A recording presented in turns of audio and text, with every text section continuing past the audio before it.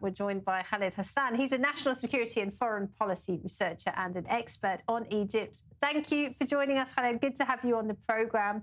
So we just talked about the failures in that report on the Israeli side, but I just wanted to ask you about the situation on the Egyptian side. You've got weapons flying across the border from Egypt. What is Cairo's approach to this? Are they just turning the other way and pretending it's not happening?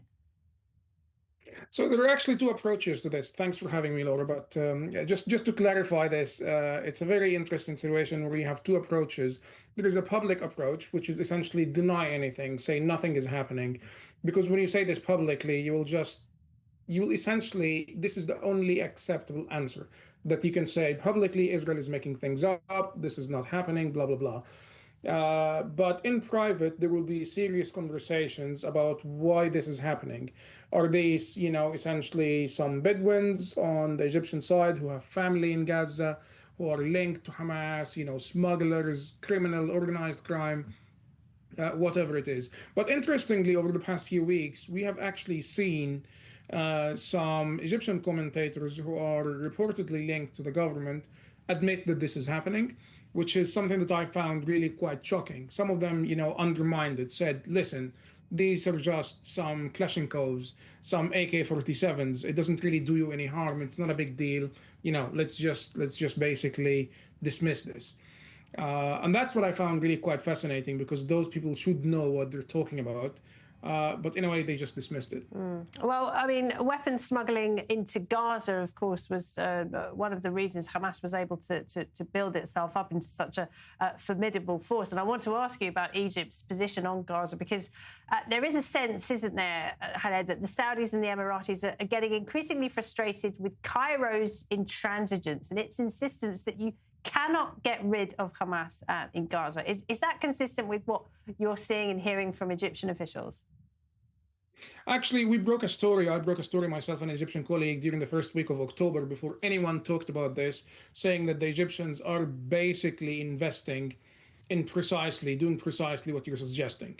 So they want to make sure that parts of the plan, the Trump peace plan, that suit them are acceptable, that they go ahead, and the parts that do not suit them are essentially challenged, that Israel compromises on them. So, for example, they're very happy to see the hostages going back, because that means that the fighting will end, and it also means Israel will lose its legitimacy to fight the war. On the other side, they don't want Hamas completely gone. They have made different offers, because if Hamas goes, you have to bear in mind Egypt, and I really want people to focus on this. What President Sisi did is unprecedented. He's the only president in Egypt's history to be invited by the US president to go to Washington, and he refused. He's the first president to escalate his rhetoric in that sense and call Israel an enemy. And after all this, he gets the US president and he gets the Israelis and everyone else going to Sharm el-Sheikh. So really, the Hamas issue and Gaza is the only element that makes Egypt strategically significant to all parties, Europeans, Israelis, and Americans in the Middle East. So they don't want to lose this. Are the Egyptians concerned then about President Trump and about the relationship, the long-standing relationship between the United States and Egypt? Because Egypt has always been the most important country in the region in some ways for the United States. Do you think that's changing, and do you think that's something President Sisi is genuinely concerned about? No, I'm very sorry to say this, but we can clearly see that Egypt has completely fooled President Trump and his team. We need to say this openly. We need to say this publicly. Prior to the Sharm el-Sheikh summit, we had rumors, for months actually, we heard rumors that the Americans are considering potentially, downscaling or reducing the military aid going to Egypt, having conversations about, the violations of the Camp David peace treaty. All this was gone when the Egyptians gave President Trump his scene. He had this scene where he was the president, where he was getting peace, and he got all the applause that he wanted. So he completely backtracked and he said, Egypt is amazing, we're gonna be with them along the way, we support them, blah blah blah. And he backtracked completely on his, we need Egypt to take Gazans in. So actually they're not concerned. They have escalated against President Trump. They have refused to accept who's essentially his envoy, Ambassador Mike Huckabee, who wanted to go visit Cairo and talk about this. They said, you're essentially not desired at the moment. and still they got what they wanted. The Americans, and sadly, the Israeli strike on Doha gave Egypt its most significant triumph since the Yom Kippur surprise attack. Just take me through that. Why was the strike on Doha in Egypt's favor? Because the strike on Doha essentially made sure that the Qataris are sidelined.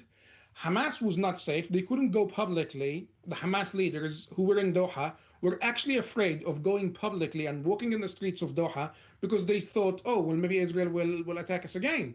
But they went to Sharm el-Sheikh and they walked publicly, and you have no idea, the public in Israel has no idea how much Egypt celebrated this as saying, look, Cairo is feared. No one can touch Hamas if Hamas is in Cairo, but Qatar and the Gulf, those people, you're not safe there because they don't really have sovereignty. They don't really have an army like us.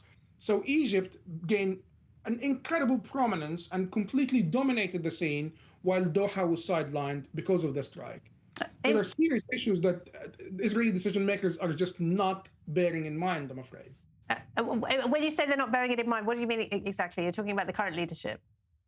Yes, I am talking about the current leadership because the Doha strike, we have to look at this, from a strategic point of view. Yes, it had a positive impact that it showed Israel's arm is really quite, it can reach far.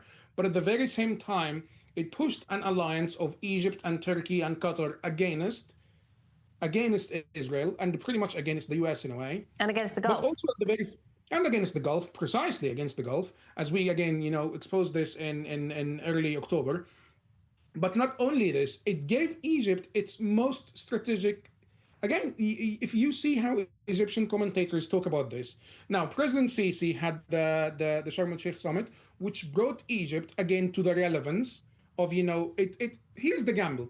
The Gulf says Pan-Arabism, the Nasrist way of Pan-Arabism, doesn't work. It's a failure. Egypt says, no, it works. We need to continue doing what Nasr was doing. We need to continue with this rhetoric, blah, blah, blah. When the Doha strike happened, you basically proved to the Gulf and to Egypt that Egypt can go and say, see, we told you we are still the dominant force. We are still leading the Arab world. And the Nasrist view actually wins. And when the Americans came, when the Israelis came, they came to Sharm el-Sheikh, not to Doha, not to Riyadh.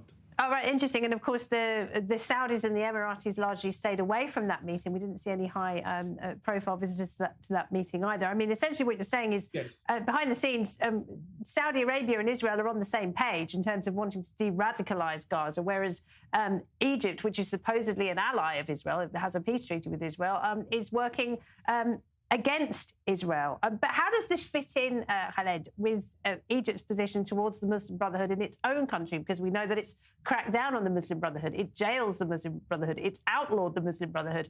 Hamas is just another arm of this organization. So why is it okay for Hamas, but it's not okay inside Egypt? Because most people don't even see what Egypt sees and how Egypt deals with the Muslim Brotherhood. Egypt looks at the Muslim Brotherhood as, something that is convenient to have.